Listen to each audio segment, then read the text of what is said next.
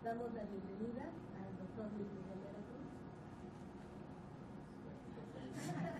del Instituto de Geofísica. Él ha sido uno de los pioneros de este trabajo de realmente utilizar las supercomputadoras en la parte de simulación. Nos va a platicar de su trabajo, de lo que realmente están haciendo actualmente. También tiene un background fuerte en la parte de visualización científica, o sea que tiene la combinación de ambas, la parte de utilizar ver sus datos muy bien, poder analizarlos y demás, pero también la parte de llevar, sacarle jugo a las supercomputadoras para poder obtener los resultados. Entonces, muchas gracias por venir, Luis Miguel, y bienvenido. Yo les doy la bienvenida a todos ustedes. Yo estuve trabajando aquí como 15 años. Entonces, para mí esta es mi casa también. Y efectivamente fui de la primera generación de planes de becarios, hace como 2 años. No sé, hace como 20. Estaba tan jovencito con ustedes, son más.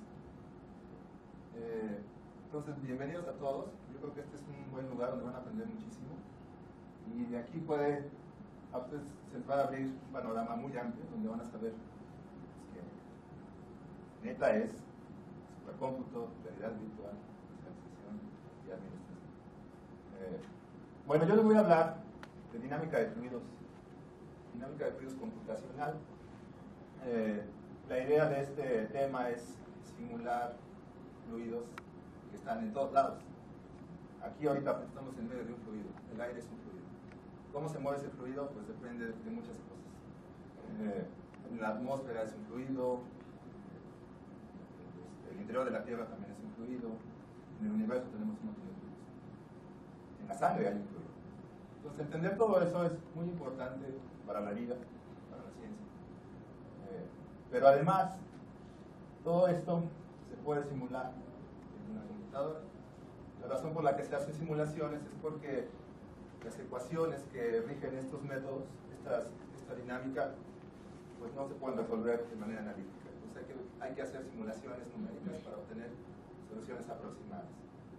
Y la aproximación, pues depende de qué tan buenos somos para generar modelos matemáticos, modelos numéricos, implementaciones adecuadas en computadora y luego visualizaciones que nos den pues la representación del fluido, ¿no? Como en este caso. Yo les voy a mostrar ejemplos de este tipo. Esta figura se hizo ya desde hace bastantes años, pero sigue siendo muy espectacular.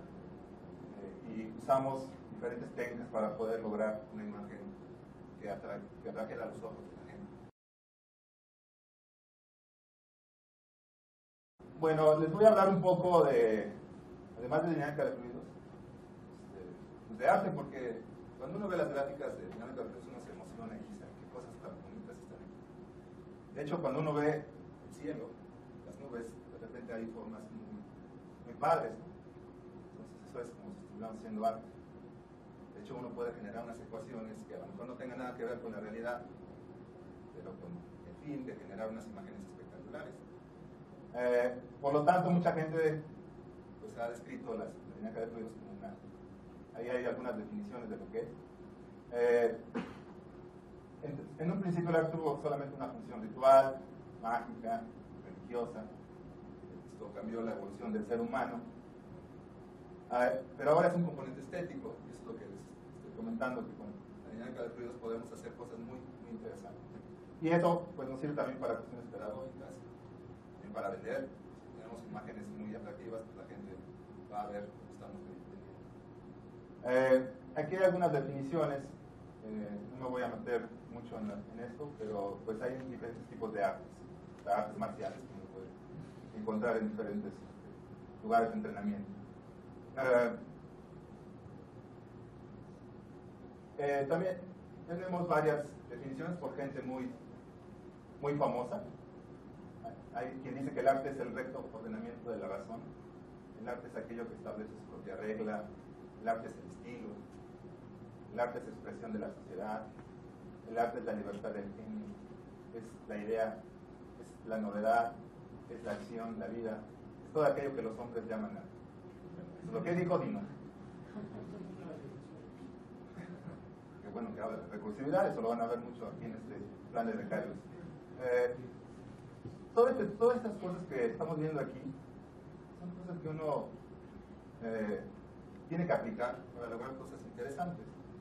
Por ejemplo, la libertad del genio. Aquí en el plan de becarios se les va a dar mucha libertad para que hagan cosas muy interesantes. Espero que lo logren. Tienen que hacer cosas novedosas. Realmente tengan un proyecto al final muy bueno. A mí me gusta más esta cita de Víctor Hugo que dice que el arte es azul. Y es porque el azul me gusta mucho. Hay varias áreas que se consideran arte, por ejemplo la arquitectura, la danza, escultura, música. La pregunta es, ¿la dinámica de fluidos es un arte? ¿Ustedes qué dicen? Yo digo que sí.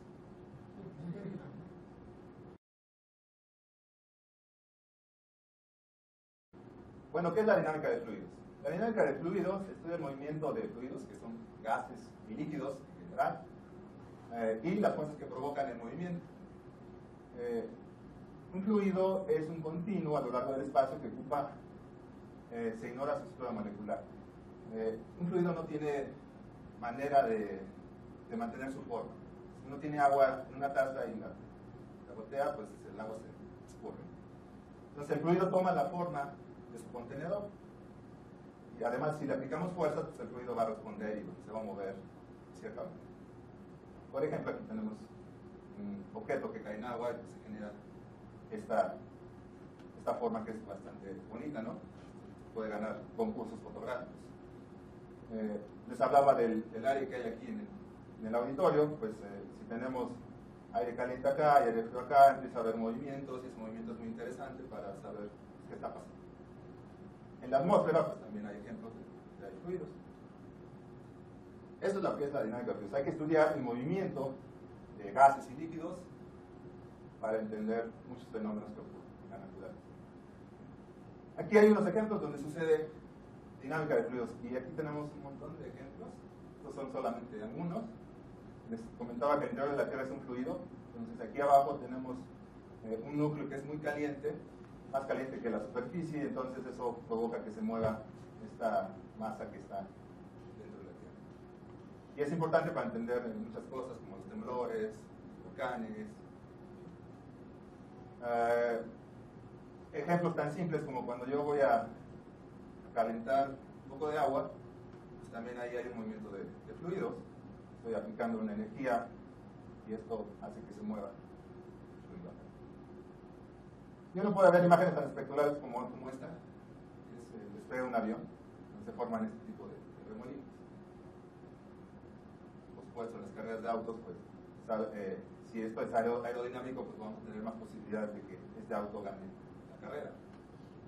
Entonces, todo este tipo de cosas son importantes en la naturaleza, en la industria. Déjenme ponerles unos ejemplos muy sencillos de dinámica de fluidos.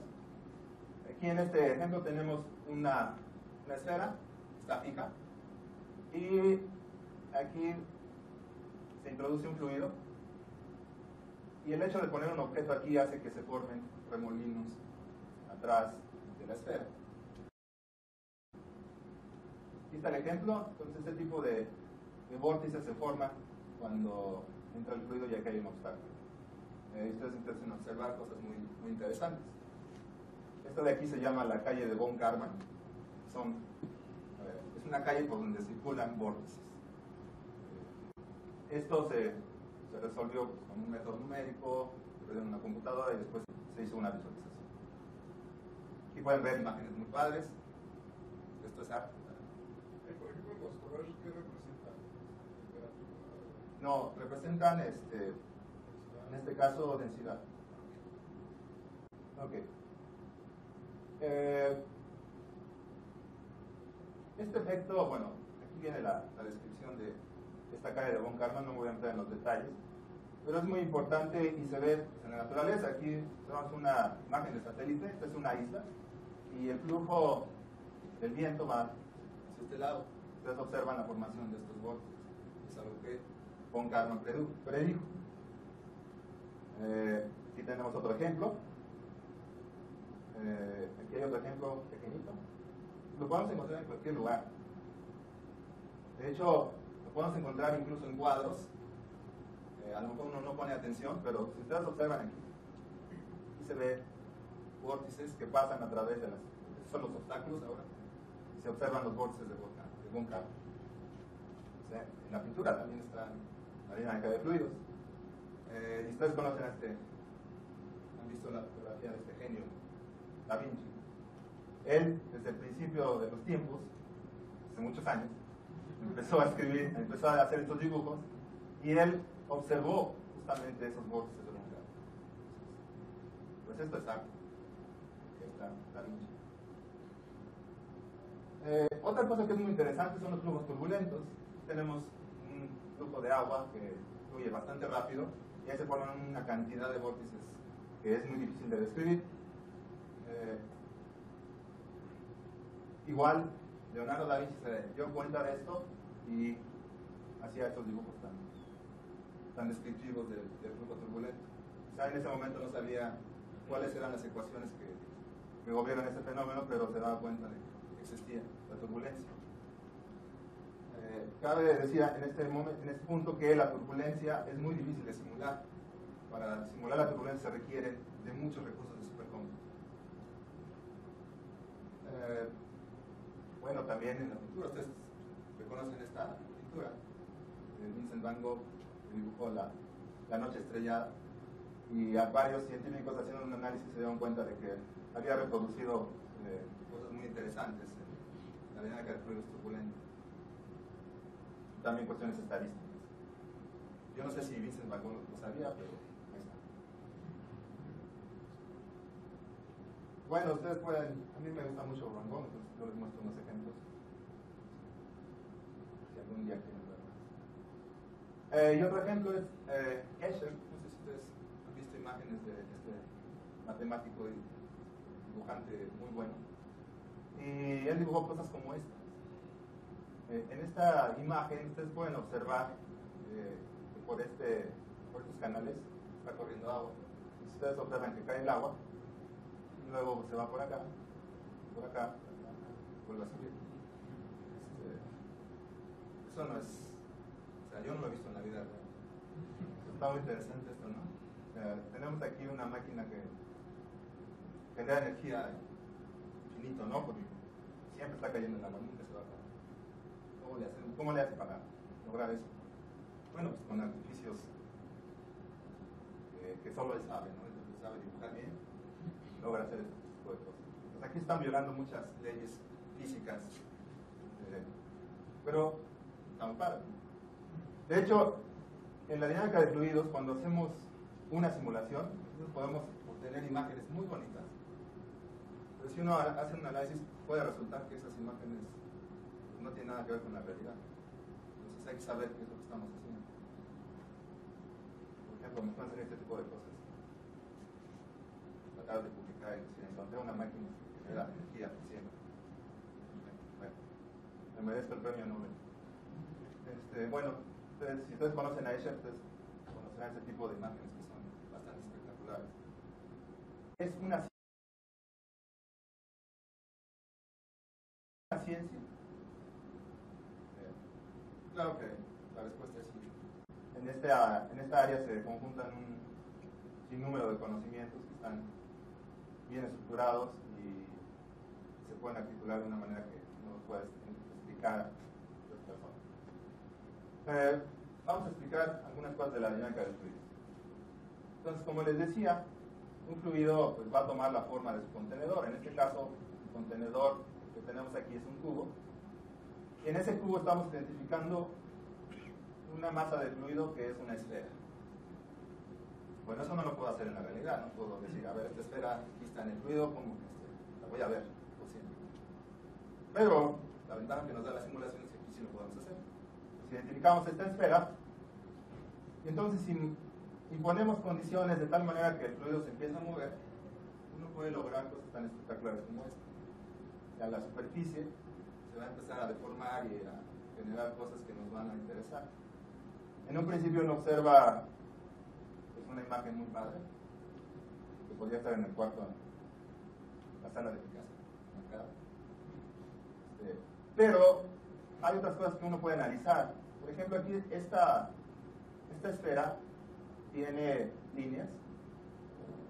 Estas líneas se conocen como la malla de la esfera. Entonces, una vez que se deforma, uno observa que esas líneas también se deforman.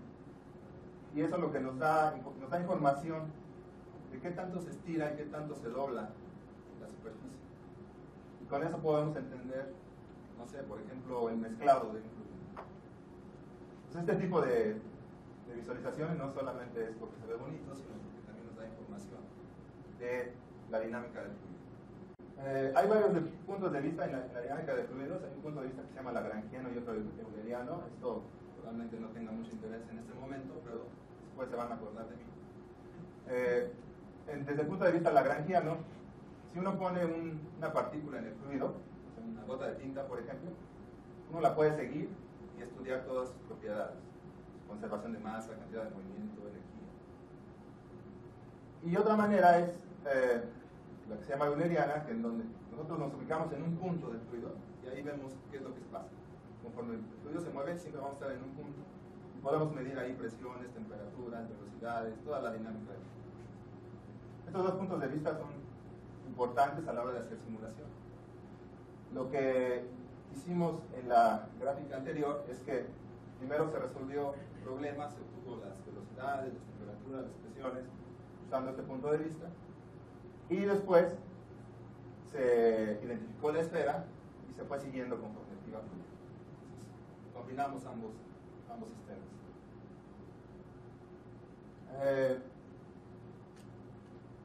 Hay ecuaciones que gobiernan estos fluidos, ahorita se las voy a presentar solamente para que las conozcan. Pero las ecuaciones siguen ciertas leyes físicas, como son la conservación de la masa. No podemos ni crear ni destruir materia. Hay conservación de masa, conservación de cantidad de movimiento. Estas ecuaciones se conocen como ecuaciones de Navier-Stokes, y leyes de la termodinámica. Todo esto se debe de tomar en cuenta a la hora de hacer una simulación y a la hora de generar un modelo matemático. Ahora que estoy en el Instituto de Geofísica, hay una formulación que se conoce como la formulación axiomática, con la cual uno puede obtener las ecuaciones matemáticas de estas tres leyes. Se obtienen de manera muy fácil y muy sistemática. Si ustedes están interesados en conocer más, pues les puedo pasar referencias al respecto. Bueno, después de esta breve plática de dinámica de fluidos, de arte y de ciencia, observamos que hay tres pilares en la ciencia. Uno que es la experimentación. Hay mucha gente que hace experimentos y obtiene datos y hace análisis. Hay mucha gente que no le gusta hacer experimentos, sino que sienta en su escritorio y empieza a hacer cosas teóricas. Y hay un tercer pilar que desde hace ya varios años, décadas, se ha estado tomando en cuenta, que es la simulación en computador. Algunos la llaman modelación matemática y computacional. Y esta nos da respuestas más o menos rápidas, tanto a la experimentación como a la teoría. Es un complemento para esta vez. Pero por sí sola existe, y es lo que se hace aquí. Se requiere de hacer modelos matemáticos, numéricos, para obtener soluciones aproximadas, generar imágenes espectaculares y mostrar esos resultados al mundo. Obviamente, para hacer esto pues se requiere de gente especializada, como ustedes lo van a hacer 6 meses, tanto en supercómputo, visualización y administración también. Que uno no puede usar una supercomputadora si no está bien administrada, bien utilizada. Y la gente que hace administración debe tener en cuenta que requerimos usar esas computadoras para hacer esto de manera correcta.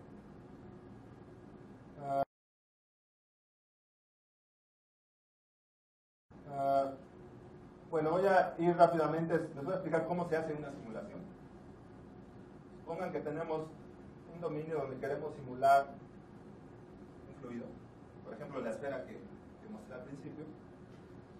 Eso no lo podemos hacer de manera infinitesimal, es decir, no podemos definir un punto en cada lugar del espacio de la esfera. Tenemos que reducir el número de variables y definir un número finito de puntos. Aquí definimos, por ejemplo, 100 puntos. Y ahí es donde vamos a hacer nuestro análisis. Y vamos a resolver nuestras ecuaciones en esos 100 puntos. Y hay varias formas de distribuir esos puntos, generar conectividades para representar el cuerpo, o sin conectividades, solamente puntos dispersos.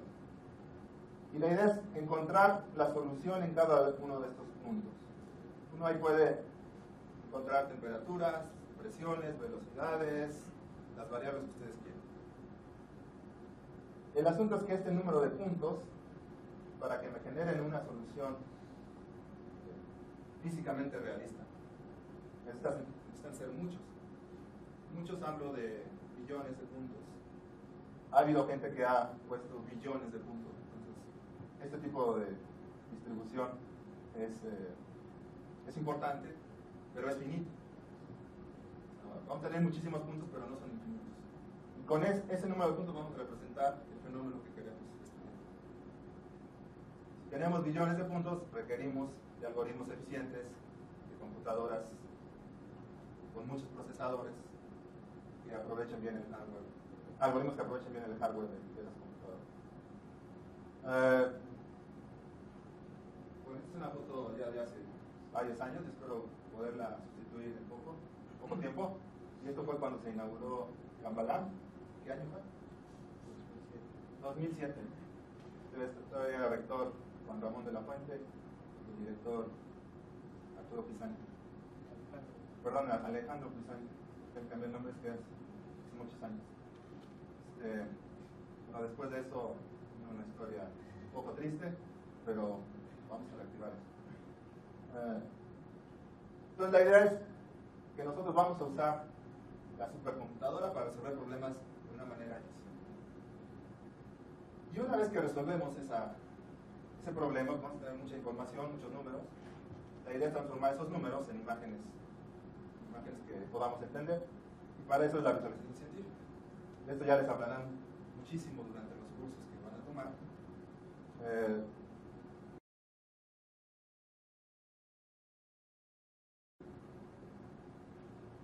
Bueno, algo que yo, la visualización de fluidos le llamo flow list, que es muy corto y es atractivo el nombre. Bueno, flow list no solo está motivado por la afinidad e importancia para analizar problemas complejos, sino también por la belleza que vamos a obtener con las imágenes. Podemos generar este tipo de simulaciones como esta.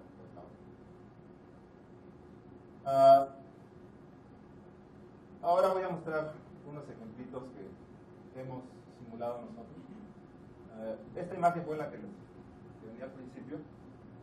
Y este es un flujo bastante sencillo. Tenemos un cubo.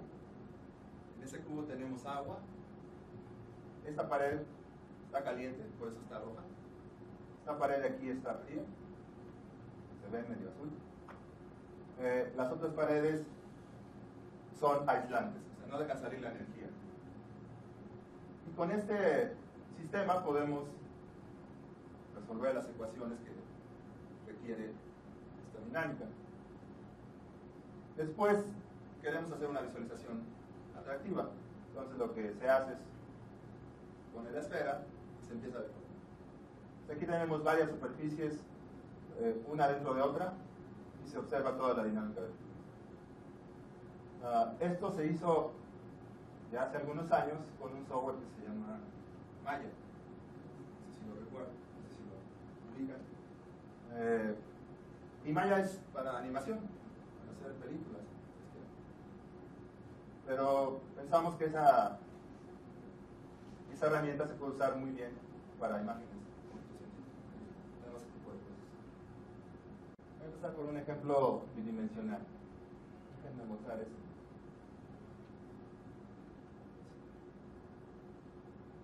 Este es igual un flujo en un cuadrito. Por ahí ponemos condiciones de tal manera que hace que esto se mueva. Los colores aquí representan una cantidad que se llama vorticidad, donde está más rojo es donde hay más remolino. la vorticidad es más intensa, donde es azul es donde la vorticidad es menor, y en esos puntos la velocidad es prácticamente cero. En esos puntos la velocidad del flujo es prácticamente cero. Y con eso pues podemos hacer una visualización, viendo colorcitos. Pero adicionamos a esta gráfica un montón de puntos aquí, y los empezamos a mover conforme se mueve el flujo. Entonces ustedes van a observar, pusimos aquí una trayectoria, así es como se mueve el centro del vórtice. Observan cómo se mueve. Y lo que observamos aquí es que esto es como si tuviéramos una lavadora. Donde tenemos el remolino al centro, y ese remolino se va moviendo en esa trayectoria tan particular. Y observamos la distribución de puntos como va cambiando y va generando formas caóticas. Muy interesante. Y esto lo hicimos sin meter ningún objeto dentro del fluido. Para generar esto, pues lo que se imagina es que uno mete una batidora y empieza a mover. En este caso, lo que hicimos fue poner condiciones aquí. Aquí estaba caliente, aquí estaba frío. Y eso lo fuimos cambiando durante la simulación para generar este tipo de simulación, para hacer una lavadora sin aspas.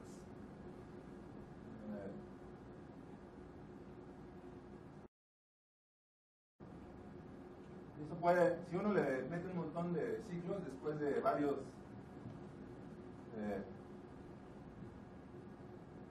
revolturas, de varias vueltas, no se va eso lo que acabamos de ver. Aquí lo que hicimos fue poner el fluido que está arriba rojo, el fluido que está abajo en azul, pusimos también la línea. Entonces, lo que nos genera después de mucho tiempo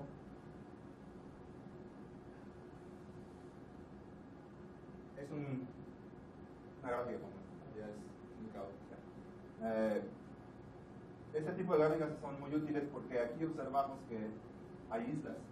Y esas islas, pues, lo que dicen es que el flujo no es muy bueno para mezclar. Tenemos estas cosas que debemos de mejorar.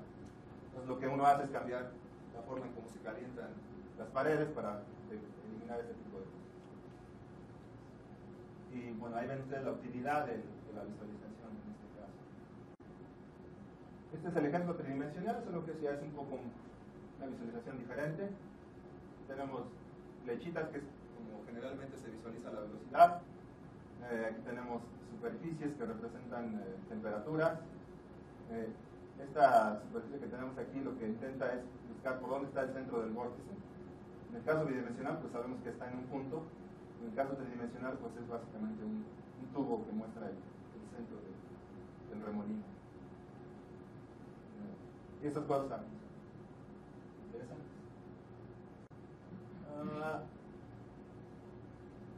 Este ya es un ejemplo de un flujo turbulento, donde ya la diferencia de temperaturas entre las paredes es muy alto y se generan cosas como estas, que son bastante complejas.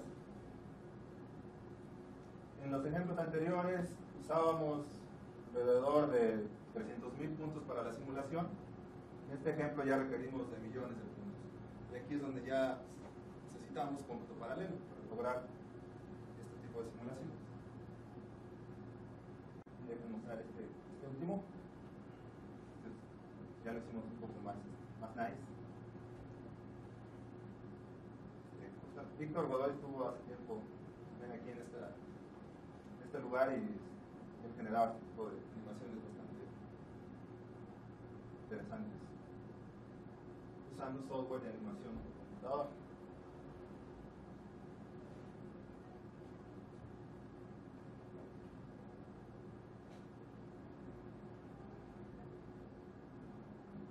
Y hay varias vistas. En este caso se quería representar un fluido arriba y otro abajo. Básicamente se le pusieron colores diferentes al plano.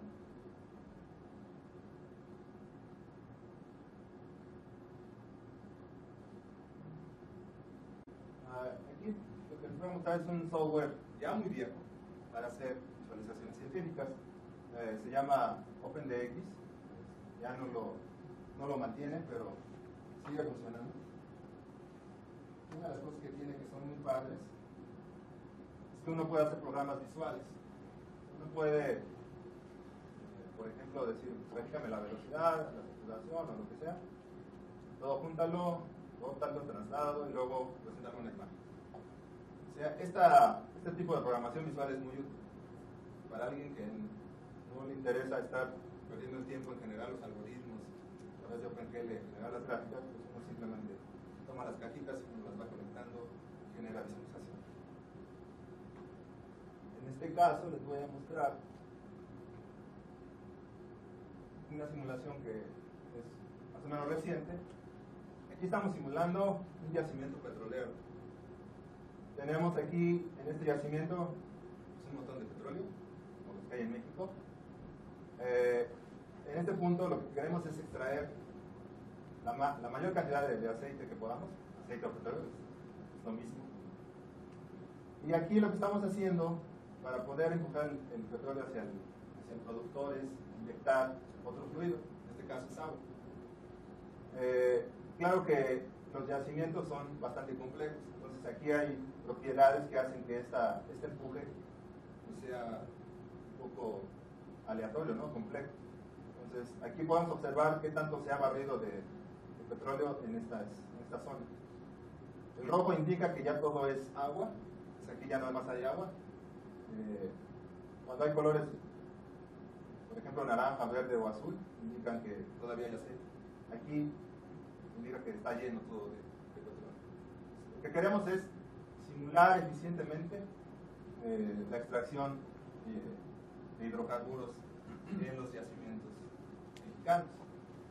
Actualmente Pemex se ha abierto, bueno, hace algunos años se abrió hacia las universidades, porque antes no daban proyectos a las universidades, sino que contrataban compañías para hacer este tipo de simulaciones. Ahora tenemos un proyecto que termina en 2014, donde nos han permitido hacer este tipo de simulaciones. Pero para hacer esto, pues no solamente es escribir un programita y ya, sino que tenemos que tener gente experta en modelos matemáticos, modelos numéricos, modelos computacionales. Y el modelo computacional implica saber hacer programas óptimos en paralelo para resolver las ecuaciones de este problema y luego hacer la visualización adecuada. En este caso, pues usé OpenDX, que a Carmen ya no le gusta eso. Espero que nos ayudes con otro tipo de herramientas más útiles, pero pues, lograr este tipo de simulaciones.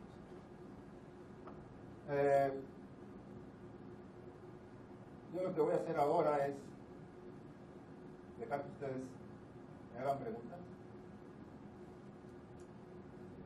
y nada más les voy a mostrar el tipo de ecuaciones que hay que resolver. Algunos son físicos. Pero explíquenme las ecuaciones.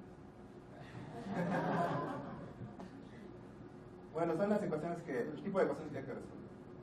Son ecuaciones diferenciales parciales, ecuaciones diferenciales parciales no lineales, ecuaciones diferenciales parciales no lineales y acoplables. Con todos esos apellidos es un poco difícil tratarlos. Pero bueno, ya hay muchos métodos que permiten transformar estas ecuaciones en ecuaciones discretas, por ejemplo en matrices y vectores, y la solución se encuentra, ya al final, se encuentra haciendo operaciones de álgebra, multiplicación matriz vector. Si uno sabe hacer multiplicación matriz vector, uno puede resolver.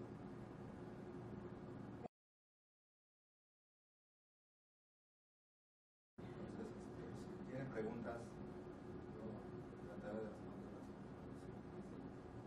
Con respecto a los fluidos que hablaste, por ejemplo, en las simulaciones que hace NVIDIA, bueno, yo he visto en CES, hicieron simulaciones así de fluidos que dejan caer los fluidos del agua, y entonces cuando choca contra la pared se ve algo muy real. O sea, ese tipo de simulaciones también utilizan este tipo de tecnologías. Sí, de hecho ya NVIDIA lo que ha hecho es construir tarjetas para resolver este tipo de problemas paralelos.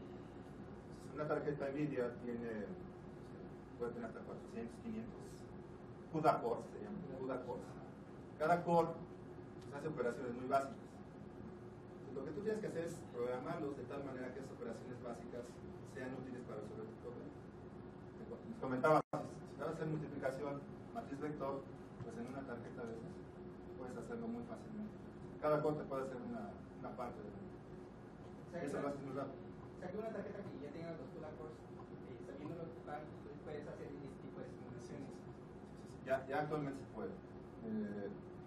Claro que eso es lo que tú dices, yo no lo he visto en tiempo real. No sé si resuelvan las ecuaciones completas o hagan una simplificación.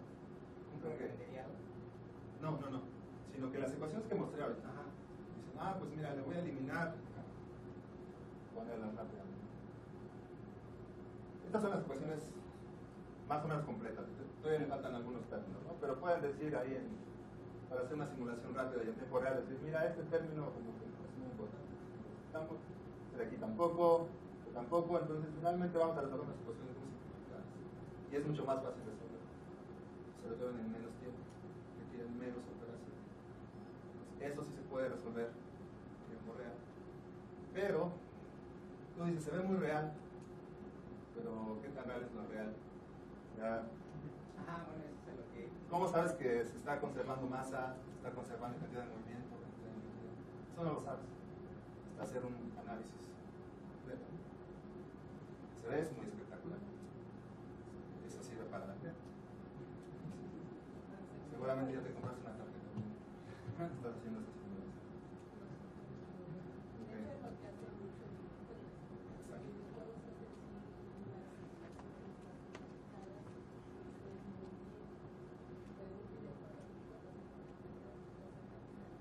Sí, esa era mi duda, porque dije, bueno, sería muy real, pero lo que me acabas de, como es como dicen, de iluminar, es que pues, puede verse muy bonito, pero no quiere decir que eso sea realmente física. Exacto.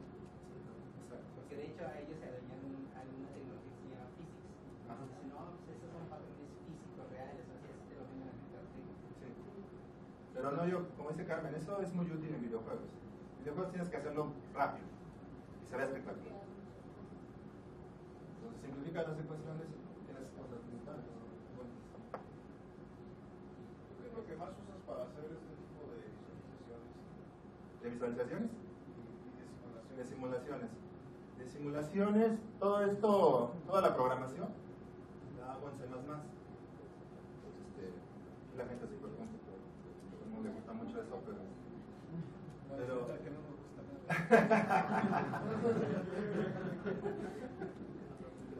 no les gusta lo que yo hago. Es súper, bueno, uso lenguaje C++ para programar todos los algoritmos. Uso el paradigma de programación orientada a objetos, porque eso me ayuda a organizar mejor mi código. Ahí debo de poner atención en muchas cosas que pueden generar ineficiencia. Pero eso está bajo. Con eso, pues, resuelvo las ecuaciones. Cuando se tiene que hacer en paralelo, usamos MPI para comunicar procesadores. Actualmente ya estamos introduciendo también CUDA para usar las tarjetas gráficas. Y una vez que obtenemos los resultados, las visualizaciones que ahorita mostré se hacen por lo menos las estoy haciendo con OpenDex. Para mí es un poco más fácil de utilizar. Pero también hemos usado uno que se llama Paradigm para lograr un poco de mejores gráficas. Y en algunos casos se han hecho programas con OpenGL, porque hay cosas que no se pueden visualizar. Aprovecho para mostrarles unas gráficas. Que estas gráficas son más o menos recientes. Espero que puedan salir en un artículo próximamente. Y yo les voy a preguntar, a ver si saben qué es. A ver. ¿Qué es esto? ¿Parece qué? Muy bueno. Pero no es cookie. No, está muy bien. De hecho, quien las hizo, está ahorita aquí, Nicolás, estuvo trabajando conmigo hace tiempo. De hecho, yo creo que tú vas a dar curso. Sí. Te va a tocar dar curso. Nicolás estuvo trabajando conmigo el año pasado. Y yo lo que estamos haciendo aquí es estamos tratando de entender el flujo. Y hay una técnica que se llama diagramas de Poincaré. Si no han oído de eso. Es muy simple, es muy simple. Ponemos un punto del flujo y lo seguimos y lo volvemos a picar después de que pasa un ciclo de todo el fluido. Y así lo hacemos. Nos ponemos, no sé, 1.000.000 de puntos, todos lo seguimos. En este fluido particular se generan estas superficies, que se llaman superficies invariantes. Entonces ahí están todos los puntos. Si un punto está en una superficie invariante, nunca va a salir de ahí. Entonces, haciendo este tipo de análisis durante muchos siglos, obtenemos estas cosas. Estos puntos se llaman elípticos, pues están alrededor de una elipse. Se llaman hiperbólicos, están en una hipérbole. Esto le da información de fluido. Entonces, en este caso, pues ningún software nos podría ayudar. Ningún software podría dibujar esto de manera adecuada. Entonces, le dije a Nicolás, oye, este es un programa acá muy chido. Sí, cómo no. Pues en 5 minutos lo tenía listo.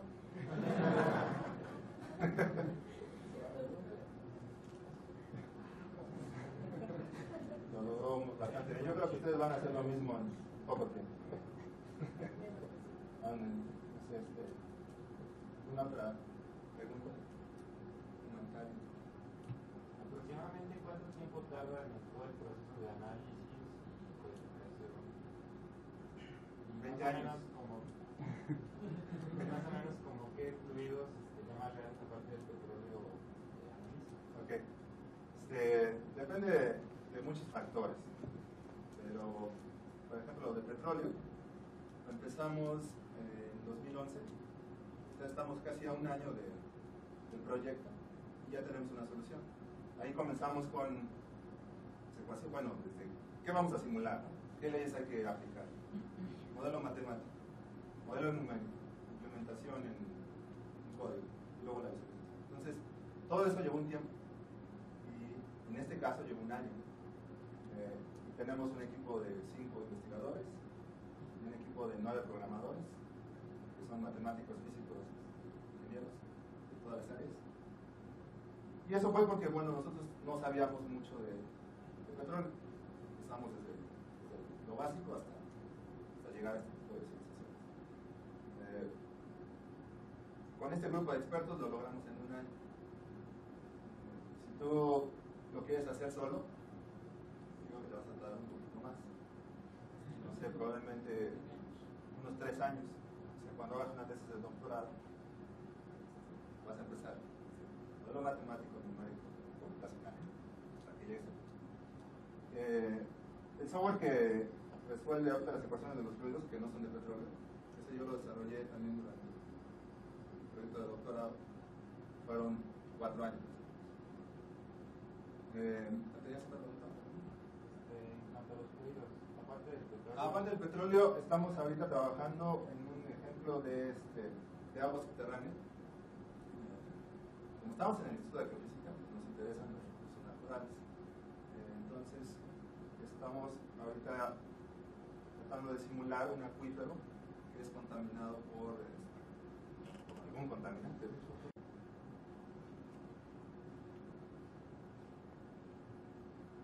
Este es un ejemplo bastante sencillo, que es el primero que estamos haciendo.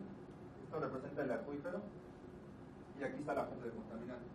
Este es un proceso después de 2 años, cómo se va difundiendo el contaminante. Lo que sigue ahora es ponerle una fuente de contaminante aleatoria, porque eso es lo que pasa en el acuífero, y ponerle propiedades también más complejas a este dominio. Entonces esto se va a hacer un poco más complejo. También recientemente empecé a hacer algo de la simulación de un lago que tiene ciertas propiedades, pero que hasta abajo está muy frío y arriba está caliente. Eso lo que hace es que no se mueva nada, porque las condiciones están como que al revés. Pero la investigadora con la que estoy trabajando dice que hay movimiento. ¿Cómo es que pasa eso? Lo que pasa es que en invierno esto se enfría mucho, se enfría más que lo que está aquí abajo. Entonces eso hace que cambien las propiedades, entonces se empieza a mover. Es lo que estamos ahorita tratando de simular para comprobar la teoría. Y hasta ahora pues son reales.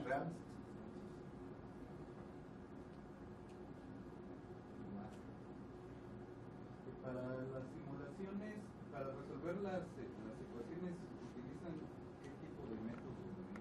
Método numérico. Hay muchísimos métodos. Hemos probado uno que se llama diferencias finitas.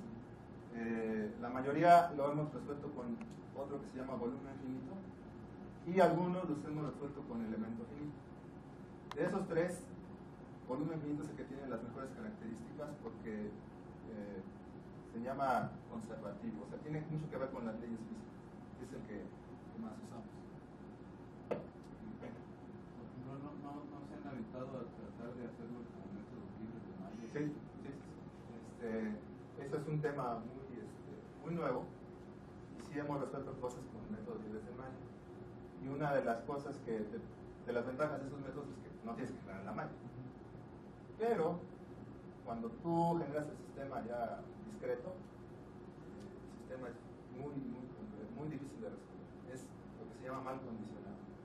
Entonces, en vez de generar una malla, tú te enfrentas a un problema de ahora cómo resuelvo este sistema de cosas. Está mal condicionado, te cuesta más trabajo. Tiene sus pros, pero sí hemos tratado. De hecho, hicimos también una interpolación, funciones radiales, que tiene que ver con métodos de decimal. Y eso se hizo para el volcán Chicxulub. Y eso es algo que ustedes nos van a ayudar, ¿no? La visualización. De hecho, la debo tener, quiero presumir todo lo que tengo. No voy a genial. Esta es una vista del cráter Chicxulub. Supuestamente se siguió a los dinosaurios, pero con una técnica de gravimetría se obtuvieron algunas posiciones de dónde había impactado el volcán, y usando técnicas de funciones radiales se logró hacer una interpolación y se está haciendo este tipo de ejercicios. Entonces es un alumno que está por graduarse en ingeniería física.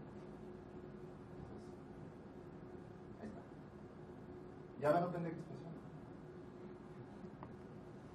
¿Alguna otra pregunta? Ya son las 3:07.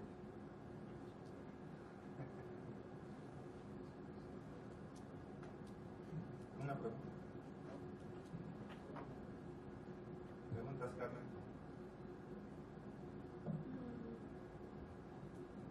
¿Cuántos hectáreas podemos incluir? Todos, hazme una lista de todos. Todos los que, de hecho ahorita tenemos muchísimos proyectos, lo que nos hace falta es gente preparada en estos temas. Porque alguna vez los alumnos salen de la licenciatura y este tipo de cosas pues no se las enseñan, no saben qué hacer. Ustedes son afortunados en este proyecto, por eso. Cuando terminen yo sigo ya a buscar